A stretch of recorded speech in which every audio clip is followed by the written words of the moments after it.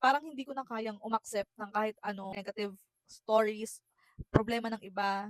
Hello mga palangga, good day. Isa ka rin ba sa mga tao na nasabihan or sinabihan na nagbago ka na dahil lang hindi ka na nako-contact, hindi ka na active sa mga social media accounts mo, hindi ka na pala reply sa mga chats ng mga friends mo before, ka-work mo before, relatives mo. Dating talaga ako sa point na since 2024, hindi na talaga ako madalas nag-o-open ng personal social media accounts ko, especially mga messages. Minsan, mag-open lang ako pero hindi naman ako nagbabasa. Or minsan, magbabrowse ako sa feed ko pero as in parang empty viewing lang. And during that time, talagang parang hindi ko na kayang umaccept ng kahit anong story, sad story, negative stories, problema ng iba. Maano ko sa, hindi ko alam kung depression ba yon, anxiety, na hindi ako nakakatulog, I feel so doubt sa sarili ko, sa mga taong nasa paligid ko. That's why I decided na mag-lie low sa mga social media accounts. I know na siguro kailangan din nila ako, pero this time, I chose myself over them.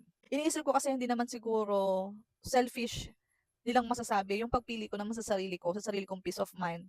Kasi kailangan ko ang sarili ko at kailangan ako ng mga anak ko. Kung sobrang bothered ako and problematic sa problema ng ibang tao, paano ko iso-survive yung sarili kong problema? Dumating pa ako sa point na ang dami ko nang naiisip na hindi ko na-imagine na maiisip ko before.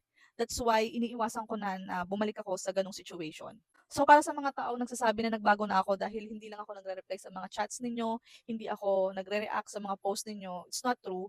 I just chose my peace over everything. Kasi nga kailangan ko yung sarili ko, kailangan ako ng mga anak ko, at kailangan stable ang pag-iisip ko. And I chose happiness over problems na hindi ko naman problema. So kung kagaya ko rin kayo na nadja-judge dahil pinili nyo yung sarili ninyo, your peace of mind, huwag nyo silang intindihin.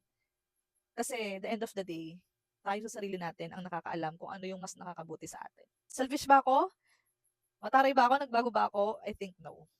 Gusto ko lang yung silence and I enjoy yung silence na meron ako ngayon. Yun lang. Bye-bye.